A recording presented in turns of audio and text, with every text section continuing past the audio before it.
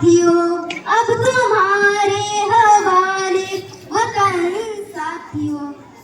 असं विश्वासाने म्हणत स्वातंत्र्यासाठी सर्वस्वाचा त्याग केलेली पिढी हळूहळू स्वराज्य पातळीवरून सांगत झाली आणि नव्या पिढीचा नवा जोश कसा असेल याकरिता स्वातंत्र्यानंतर 26 जानेवारी 1950 रोजी राज्यघटना अंमलात आली।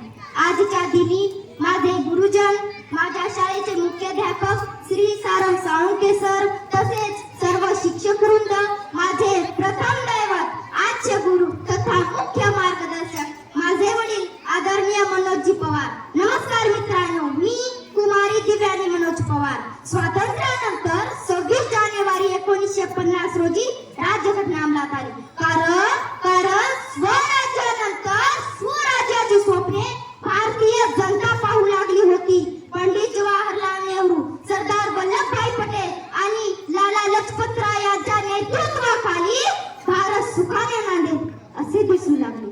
पण का रे देवा, स्वातंत्र्यानंतर स्वप्नस्फूर्तीसाठी समाधानाबरोबरच मनामनात स्वार्थ जागू लागला। गोरगरिबांना देऊ केलेली मीठ भाकरी यांच्यापर्यंत पोहोचेना आणि अशातच भ्रष्टाचार वाढू लागला। राज्यघटनेच्या तरतुदीनुसार दर 10 वर्षांनी परिस्थितीचा आढावा घेऊन त्यात बदल करावा असा खुद्द बाबासाहेबांनी लिहून ठेवला। कारण आपली राज्यघटना लवचिक आहे, कठोर नाही। इंग्रजांनी केलेले अन्याय व हत्याकांड परवडले, परंतु आपल्या देशवासियांनी दिवसभर हत्याकांड करू लागले।